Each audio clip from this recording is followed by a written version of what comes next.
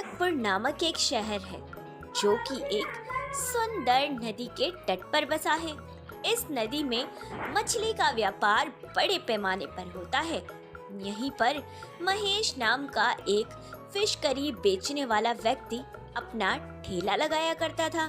यहीं पर मछली बेचने वाला व्यापारी जो कि बिरजू काका थे, जो मार्केट में मछली ना देकर सीधे महेश को बेचा करते थे। बिरजू सारा दिन जो भी मछली पकड़ता शाम को उसे महेश को बेच देता। ऐसे ही एक दिन, अरे बिरजू काका, ले आए मछली? बड़ी देर लगा दी यार तुमने। हाँ महेश, ले आया। आज जरा कम मछलियाँ हाथ लगी हैं। आज तालाब में थोड़ा ज्यादा शिकारी आ गए थे। अरे बिरजू काका, आप कोई साथी रख लो ना, वरना तो रोज रोज मेरा नुकसान होता रहेगा। कल भी मैंने बहुत नुकसान खाया आपकी वजह से।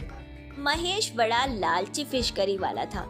वो बेचारे भोले भाले बिरजू से कम दामों में मछली खरीदता और महंगे दामों में बेचा करता।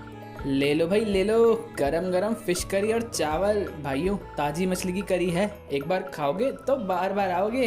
अरे भाई, कितने की है एक प्लेट? काका, बिल्कुल साधारण दाम है, सिर्फ 80 रुपए की एक प्लेट है। ये तो बड़ी महंगी है।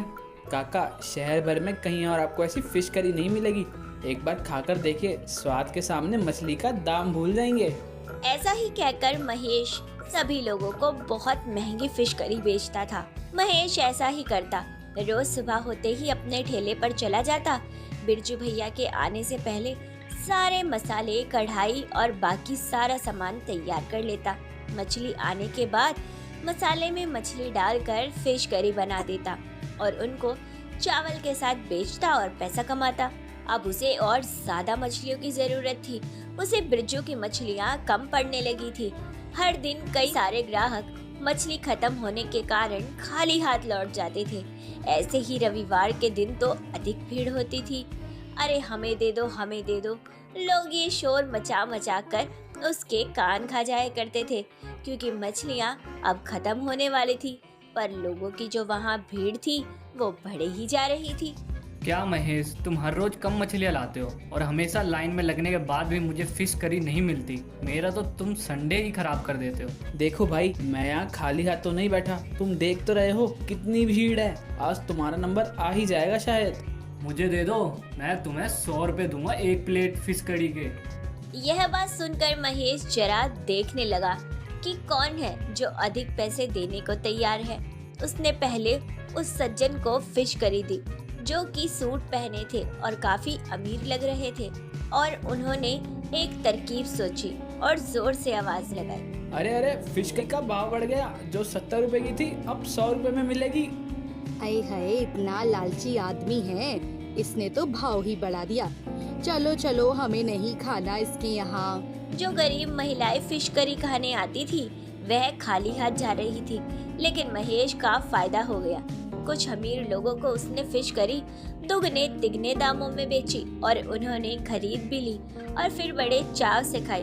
डॉक्टर साहब बड़े शौक से मछली खाते हुए बोले, महेश, तुम्हारा हाथ की फिश करी तो बड़ी ही स्वादिष्ट है। वाह भाई, मानना पड़ेगा तुम्हें। धन्यवाद डॉक्टर साहब, यह तो बस ऊपर वाले का कमाल है। सारी फिश करी बेचकर महेश अपने घर आता है और तभी उसकी बीवी कहती है, क्यों जी, कितने पैसे आए हैं? अरे यह देखो, आज तो बड़े अच्छे दामों में फिश करी बेची मैंने। आज पूरे 4000 का व्यापार हुआ है। वो तो मछलियाँ खत्म हो गई, वरना आज मैं पूरे 5000 का व्यापार करता। अरे हर दिन तुम्हारी मछलियाँ खत्म हो जाती हैं। अरे तो ज्यादा मछलियाँ लेकर आओ ना, जिससे ज्यादा फिश करी बने। तुम सही कह रही हो, मैं बिरजू काका को अधिक मात्रा में मछली लाने को कहता हूँ। अगले दिन महेश फिर से अपने ठेले पर पहुंच गया। अब उसका लालच बढ़ चुका था। उसके पास एक तरकीब आई और उसने सोचा, कल तो मैंने भाव 100 रुपए किया था, उससे मुझे बहुत मुनाफा भी मिला। सारी फिश करी भी बिक गई। क्यों ना मैं आज दाम 120 कर दूं। तभी बिरजू वहाँ मछलियाँ लेकर आ जाता है। अरे बिरजू काका, यह क्या, तुमने आज फिर से 2 थैलियाँ मछली रखी? मुझे अधिक चाहिए, वरना मैं किसी और मछुआरे से मछली खरीदूंगा।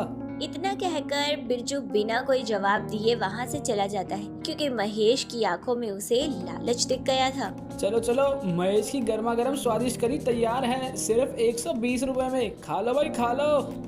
आज उसने फिर भाव बढ़ा दिया और वह गरीब महिला जिसे महेश की दुकान पर आया तो वह इतनी सारी मछलियाँ देखकर हैरान हो गया।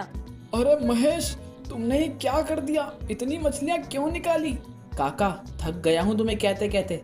अब आप मुझे मछलियाँ मत दीजिए, मैं खुद ही पकड़ लिया करूँगा। काका वहाँ से चले गए। हर दिन महेश ऐसे ही करने लगा और उसका व्यापार बहुत बढ़ गया। अब वह 15 से 20,000 रुपए कमाने लगा था, किंतु 1 महीने में सारी मछलियाँ खत्म हो गई। पूरी नदी में